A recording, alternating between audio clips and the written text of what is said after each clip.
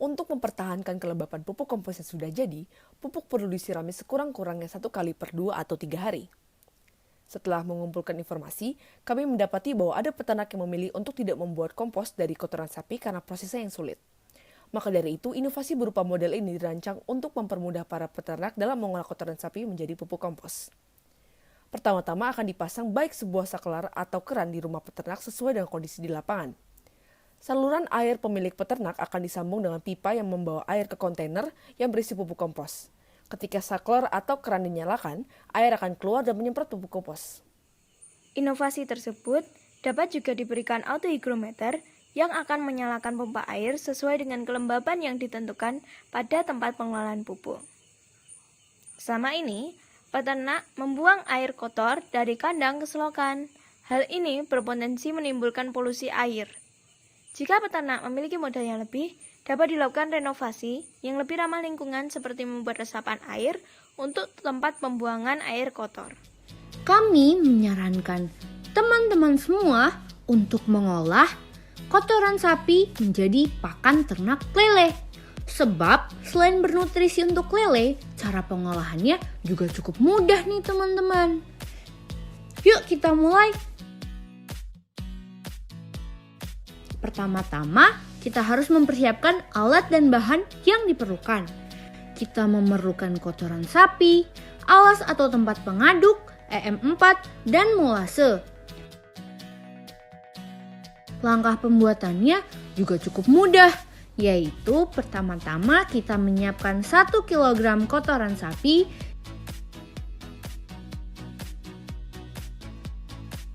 kemudian dikeringkan di bawah sinar matahari selama kurang dari 10 hari. Setelah kering, pindahkan kotoran sapi ke wadah untuk proses pencampuran.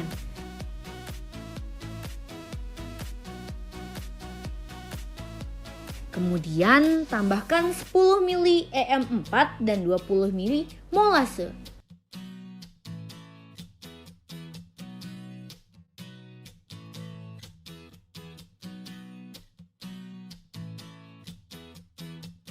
Lalu aduk hingga merata. Setelah tercampur, biarkan dalam wadah hingga terdapat cacing yang menandakan proses fermentasi berhasil. Kotoran sapi telah siap menjadi pakan ternak lele dan siap diberikan kepada ikan lele. Selamat mencoba!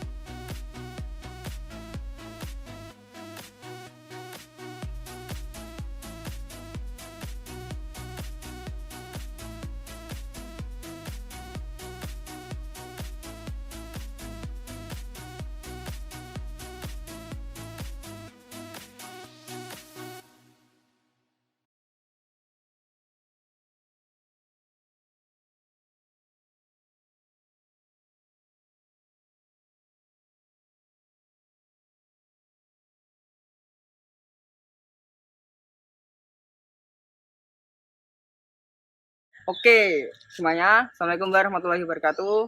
Salam hijau, salam pertanian. Oke, perkenalkan nama saya Muhammad Rizky Kurniawan dari SMA Pradita Dirgantara yang berada di Boyolali.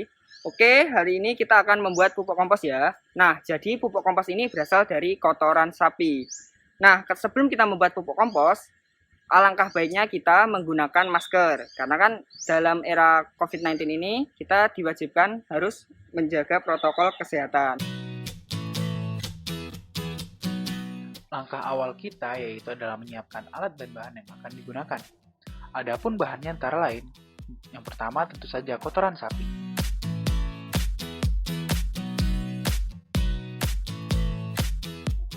Selanjutnya kita akan gunakan sekam padi,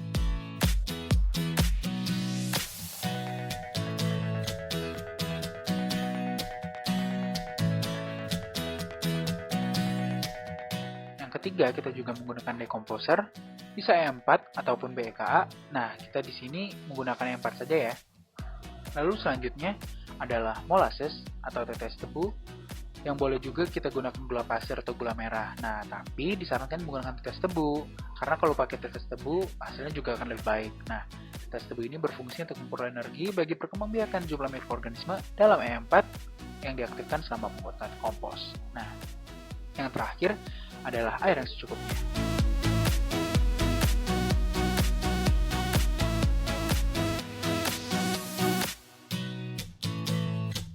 Adapun alat yang akan kita gunakan adalah yang pertama adalah skop sebagai alat aduk adonan pupuk kompos. Bisa juga kita gunakan pacul, cetok, atau barong apapun yang bisa digunakan untuk mengaduk adonan. Selanjutnya ada ember yang berfungsi untuk mengangkat kotoran sapi. Nah, selanjutnya juga akan kita gunakan karung goni dan kresek sebagai alat penutup, atau bisa juga kita gunakan terpal. Nah, tapi di sini kita hanya menggunakan karung goni karena kita hanya membuatnya dalam jumlah sedikit. Nah, terakhir kita juga gunakan benda berat sebagai alat untuk membebani terpal agar tidak terbawa angin saat dilakukan penutupan.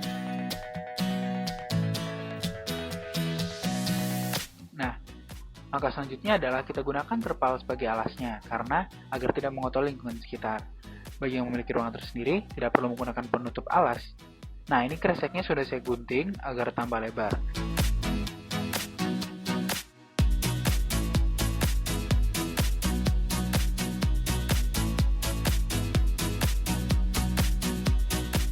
Langkah selanjutnya itu tuangkan kotoran sapi di atas kresek tadi.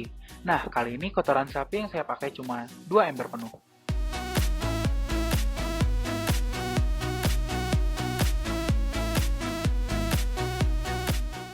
Langkah selanjutnya yaitu tuangkan sekam padi di atas kotoran sapi. Nah, perbandingan jumlahnya ini antara kotoran sapi dengan sekam padi tersebut adalah 4:1. Nah, bagaimana cara menentukannya? Yaitu dengan ember tadi. Saya gunakan sekam padi setengah ember karena sekam di sini hanya berfungsi untuk meningkatkan kualitas kompos yang dihasilkan dari segi teksturnya. Lalu aduk merata.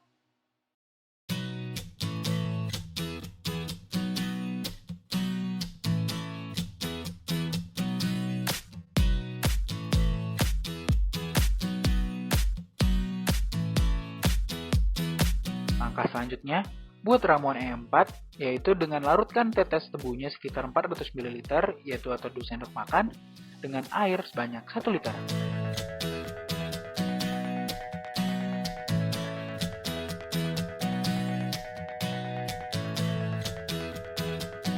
Tambahkan E4 diambil sebanyak 5 sendok makan saja, lalu aduk secara merata. Langkah selanjutnya adalah tuangkan ramuan ini ke adonan tadi sambil diaduk-aduk hingga campuran adonannya basah secara merata. Bila adonan dikepal dengan tangan, air tidak menetes, dan bila kepalan dilepas, adonan akan mekar. Nah, langkah selanjutnya, adonan tadi kita bundukkan, kemudian tutup dengan karung goni atau karung beras selama 3-5 hari.